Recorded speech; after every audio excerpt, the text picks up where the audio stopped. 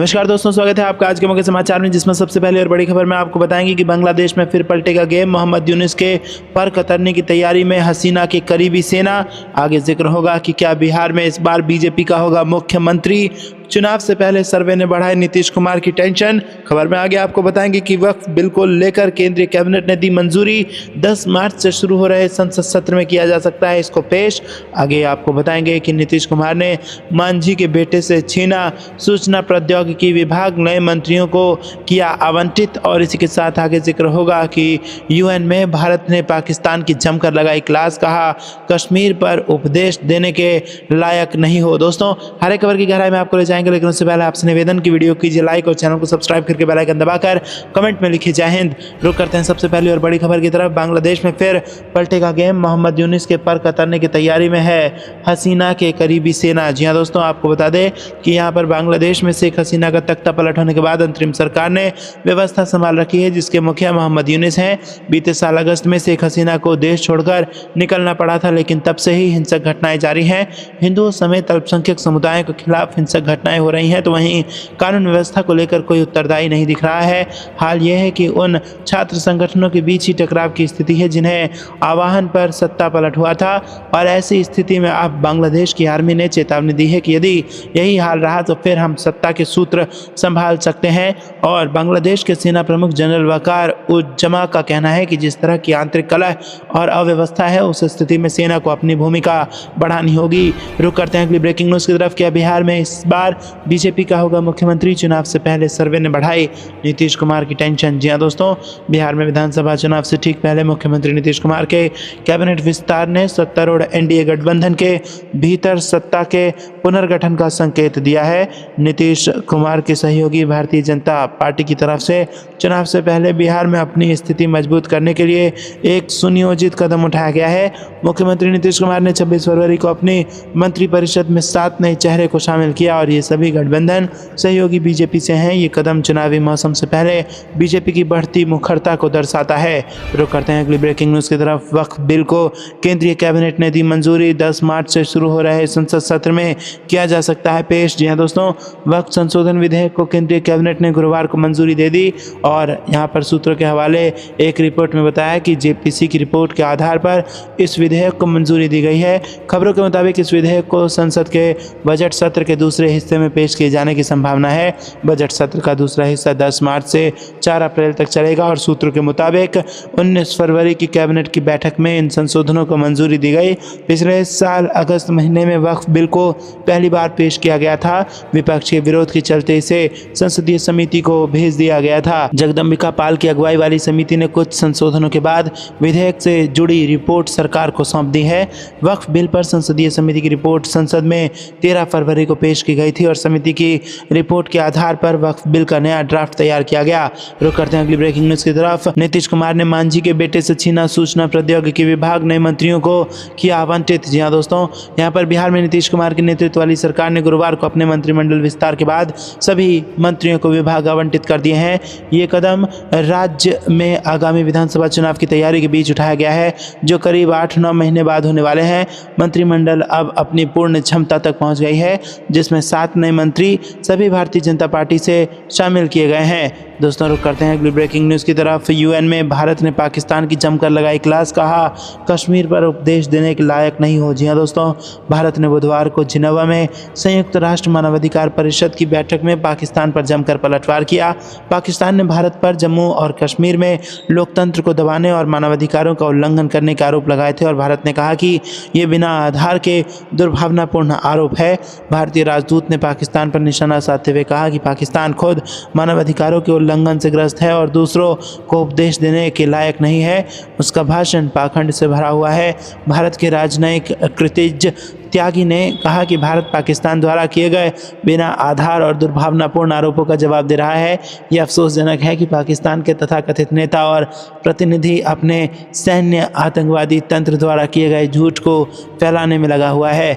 इससे पहले पाकिस्तान के कानून, न्याय और मानवाधिकार मंत्री आजम नज़ीर तरार ने फोरम में कहा था कि कश्मीर में लोगों के आत्मनिर्णय के अधिकार का लगातार उल्लंघन हो रहा है, जो संयुक्त राष्ट्र के चार्टर और प्रस्तावों तथा अंतर्राष्ट्रीय कानून का उल्लंघन है। रुक करते हैं अगली ब्रेकिंग न्यूज़ की तरफ। 2025 में बनकर तैयार हो जाएगा पहला मेड इन इंडिया सेमीकंडक्टर, केंद्रीय मंत्री वैष्णव ने कर दी घोषणा। जी हाँ दोस्तों, आपको बता दें कि केंद्रीय इलेक्ट्रॉनिक्स और सूचना प्रौद्योगिकी मंत्री अश्विनी वैष्णव ने कहा कि भारत अपने इतिहास में पहली बार इस वर्ष made in India semiconductor chip launch करेगा। साल के अंत तक सेमीकंडक्टर चिप का उत्पादन शुरू हो जाएगा। ये देश के इलेक्ट्रॉनिक्स और टेक्नोलॉजी क्षेत्र में मील का पत्थर साबित होगा। मध्य प्रदेश की राजधानी भोपाल में आयोजित ग्लोबल इन्वेस्टर समिट के दूसरे दिन मंगलवार को उन्होंने वीडियो कॉन्फ्रेंसिंग के जरिए इस महत्वपूर्ण जानकारी को साझा किया। उन्होंने खास तौर पर मध्य प्रदेश के उल्लेख किया, जहां इलेक्ट्रॉनिक्स मैन्युफैक्चरिंग का कार्य तेजी से बढ़ रहा है। प्रधानमंत्री ने भोपाल और जबलपुर में 2 इलेक्ट्रॉनिक विनिर्माण क्लस्टरों की मंजूरी दे दी है और जो इस क्षेत्र में और भी तेजी ला रहे हैं। वैष्णव ने कहा कि प्रधानमंत्री नरेंद्र मोदी के विजन और नेतृत्व ने भारत के इलेक्ट्रॉनिक्स मैन्युफैक्चरिंग सेक्टर को नई ऊंचाइयों तक पहुंचाया है। ये सेक्टर अब केवल भारत के विकास में ही नहीं बल्कि ग्लोबल मार्केट में भी महत्वपूर्ण भूमिका निभा रहा है। रुक करते हैं अगली ब्रेकिंग न्यूज़ की तरफ। आध्यात्मिक पर्यटन का आधार कोई बन सकता है तो वो उत्तर प्रदेश है, योगी आदित्यनाथ का बयान। जी दोस्तों, आपको बता दें कि मुख्यमंत्री योगी आदित्यनाथ ने बृहस्पतिवार को कहा कि प्रधानमंत्री नरेंद्र मोदी ने आस्था और अर्थव्यवस्था का जो दृष्टिकोण दिया है उसके तहत आध्यात्मिक पर्यटन की असीम संभावनाएं हैं और देश में आध्यात्मिक पर्यटन का आधार कोई बन सकता है तो वो उत्तर प्रदेश है। यहाँ सेक्टर 2 में मीडिया कर्मियों के साथ संवाद कार्यक्रम में मुख्यमंत्री ने कहा कि महाकुंभ वास्तव में एक वैश्विक आयोजन बन गया और इसकी सफलता का श्रेय प्रधानमंत्री नरेंद्र मोदी के दूरदर्शी नेतृत्व को जाता है। योगी ने कहा कि पिछले वर्ष लगभग 65 करोड़ श्रद्धालु और पर्यटक उत्तर प्रदेश के मंदिरों को लेकर प्रख्यात विभिन्न शहरों में आए थे, जिनमें अयोध्या, काशी, मथुरा, वृंदावन, प्रयागराज, चित्रकूट, विंध्याचल, गोरखपुर और नैमिषारण्य शामिल है। उन्होंने कहा कि अकेले प्रयागराज में पिछले 45 दिनों में 66 करोड़ 30 लाख पर्यटक और श्रद्धालु आ चुके हैं। रुक करते हैं अगली ब्रेकिंग न्यूज़ की तरफ। पूर्वी लद्दाख में मिलकर काम करने को तैयार भारत की सख्ती के बाद चीन को आया कल। जी हाँ दोस्तों, पूर्वी लद्दाख में भारत की 2 टूक पर चीन ने अपने तेवर बदलने शुरू कर दिए हैं। चीन के रक्षा मंत्रालय ने बृहस्पतिवार को कहा कि उसकी और भारत की सेनाएं पूर्वी लद्दाख में गतिरोध को समाप्त करने के प्रस्तावों को व्यापक और प्रभावी तरीके से लागू कर रही है।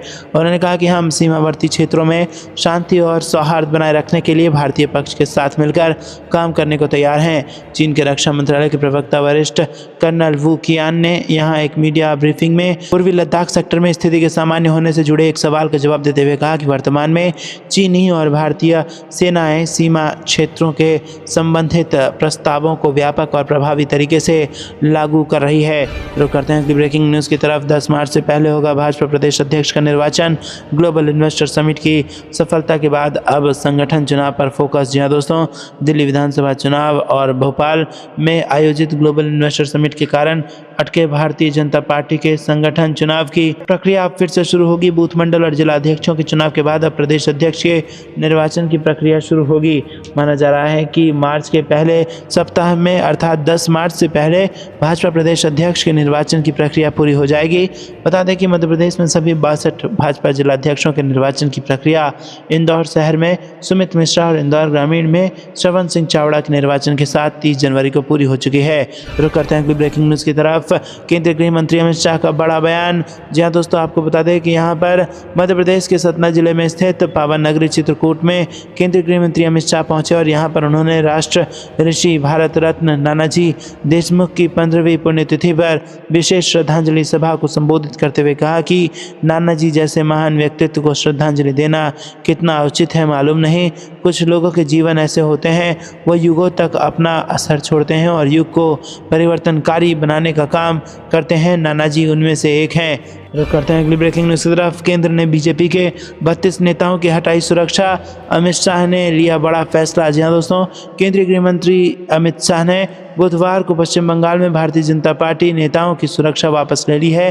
गृह मंत्रालय की समीक्षा समिति ने एक लिस्ट जारी की जिसमें पिछले साल लोकसभा चुनाव में हो रहे हारे कुछ बीजेपी नेताओं के नाम शामिल हैं। दोस्तों, रुक करते हैं अगली ब्रेकिंग न्यूज़ की तरफ। मार्च में 2 बार गुजरात का दौरा करेंगे प्रधानमंत्री नरेंद्र मोदी। स्वागत के लिए तैयारियां शुरू। जी हाँ दोस्तों, यहाँ पर गुजरात स्थानीय निकाय चुनाव में बीजेपी की प्रचंड जीत के बाद प्रधानमंत्री नरेंद्र मोदी मार्च महीने में 2 बार गृह राज्य का दौरा करेंगे और सूत्रों के अनुसार प्रधानमंत्री के दोनों दौरे 10 मार्च से पहले होंगे।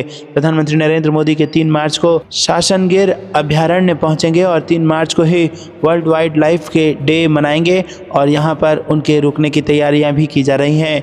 रुक करते हैं अगली ब्रेकिंग न्यूज़ की तरफ। लेकिन दोस्तों उससे पहले वीडियो को लाइक और चैनल को सब्सक्राइब करके बेल आइकन दबाकर कमेंट में जय हिंद जरूर लिखिएगा। रुक करते हैं अगली ब्रेकिंग न्यूज़ की तरफ जहां पर आपको बता दें कि बिहार में बीजेपी के 3 दिन में 3 बड़े फैसले मोदी ने सेट कर दिया एजेंडा।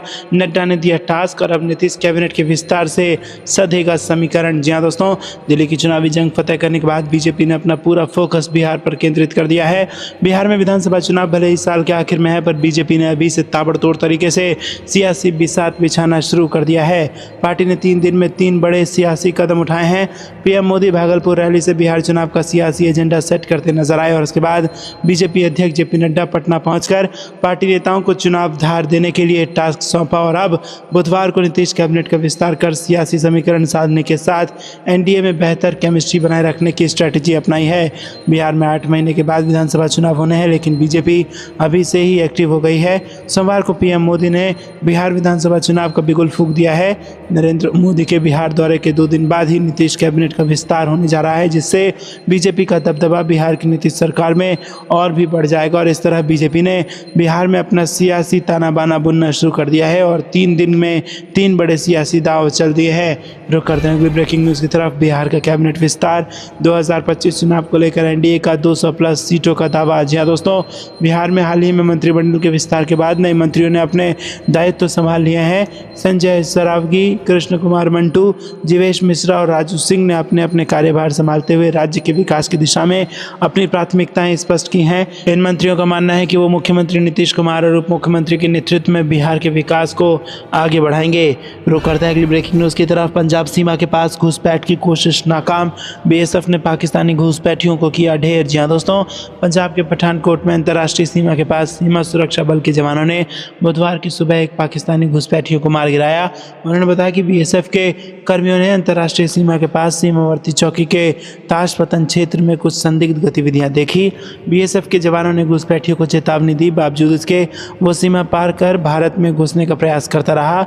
अधिकारियों ने कहा कि बाद में बीएसएफ की गोलीबारी में घुसपैठियों को मार गिराया गया और उसकी पहचान का पता लगाया जा रहा है। बीएसएफ जम्मू फ्रंटियर के एक प्रवक्ता ने कहा कि घटना के संबंध में पाकिस्तान रेंजर्स के समक्ष कड़ा विरोध दर्ज कराया जाएगा।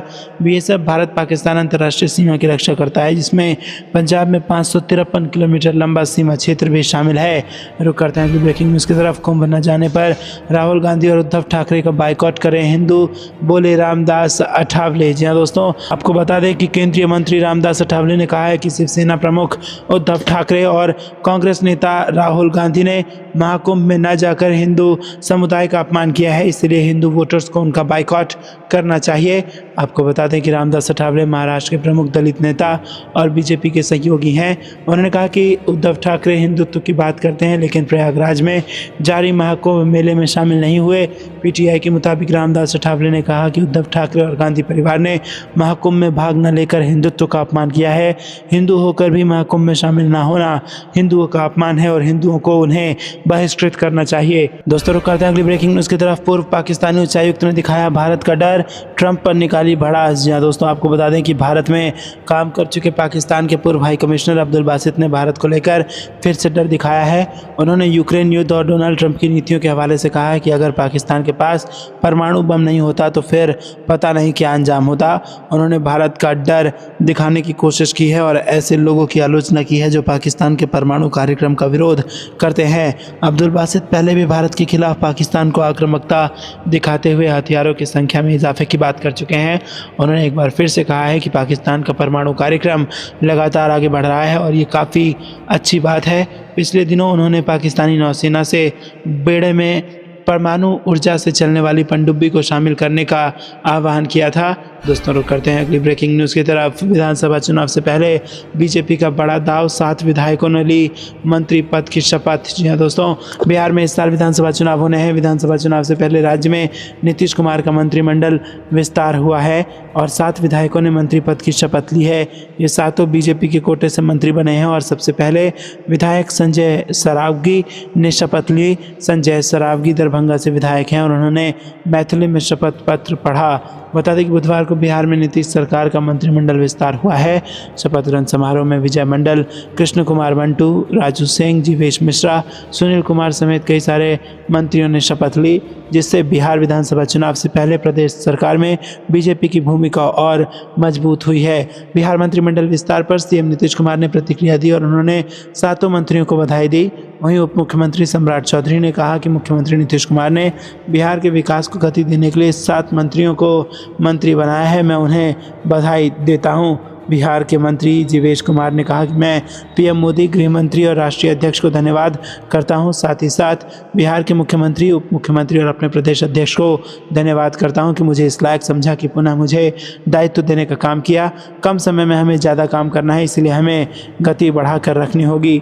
और मंत्री राजू कुमार ने कहा कि यहाँ पर क्षेत्रीय जनता खुद को गौरवान्वित महसूस कर रही है और हमारा विधायक मंत्री बना है। मुझे अंदर से बहुत खुशी है, लेकिन इसी के साथ जवाबदेही की भी चिंता सता रही है। विपक्षियों का सुपड़ा साफ हो जाएगा। हम पहले से ही बोल रहे हैं कि इस बार एनडीए 200 पार होगी और विपक्ष 40 से नीचे रहेगा।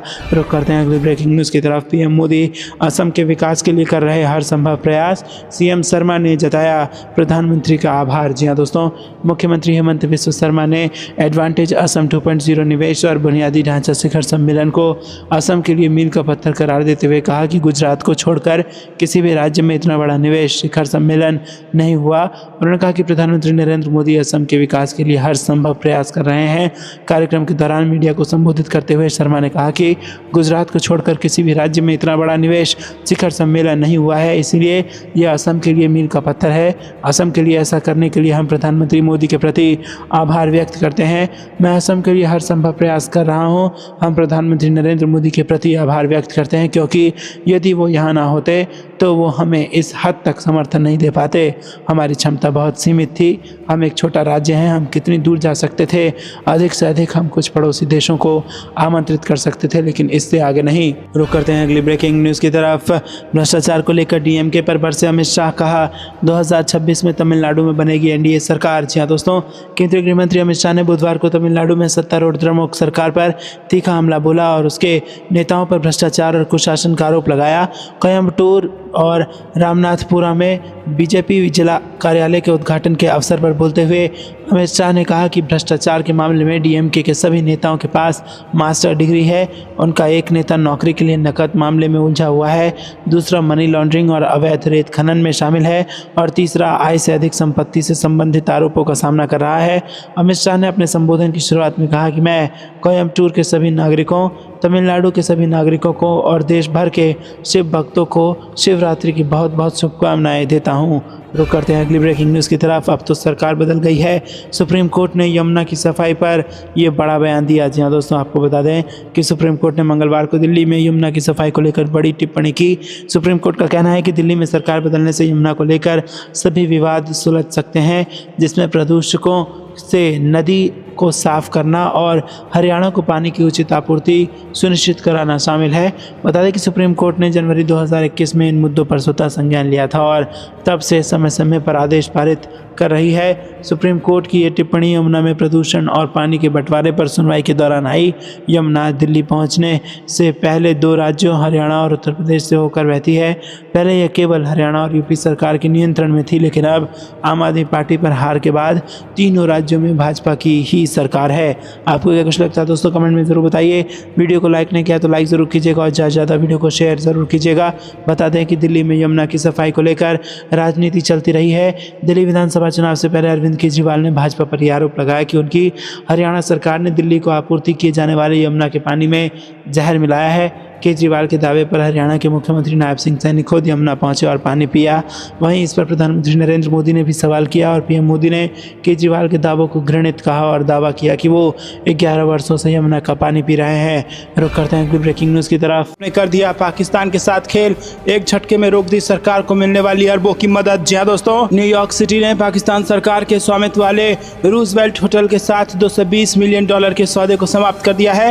ये समझौता शरणार्थियों के लिए आश्रय स्थल बनाने के लिए किया गया था। ऐसा माना जा रहा है कि ये निर्णय डोनाल्ड ट्रंप और मागा यानी कि मेक अमेरिका ग्रेट अगेन समर्थकों के दबाव के बाद लिया गया है, जो अवैध प्रवासियों को अमेरिकी टैक्स पेयर के पैसे से ठहरने का विरोध कर रहे थे। मेयर एरिक एडम्स ने ट्रंप के दबाव में ये सौदा रद्द कर दिया। दरअसल रूजवेल्ट होटल मई 2023 में प्रवासियों के लिए खोला गया था, जिसमें 1025 कमरे थे जिनका किराया प्रति रात $200 था और होटल का मालिक पाकिस्तान इंटरनेशनल एयरलाइंस है, जिसने 2005 में सऊदी हिस्सेदारी खरीदकर इसे पूरी तरह से अधिग्रहित कर लिया था। रुक करते हैं अगली ब्रेकिंग न्यूज़ की तरफ। पाकिस्तान को नहीं रासाया नया कश्मीर, आतंकवाद को जिंदा रखने के लिए नार्को टेररिज्म का ले रहा है सहारा। जी हाँ दोस्तों, आर्थिक तंगी से जूझ रहा पड़ोसी देश पाकिस्तान मादक पदार्थ को अपना हथियार बनाकर जम्मू कश्मीर में आतंक को जीवित रखने की कोशिश कर रहा है।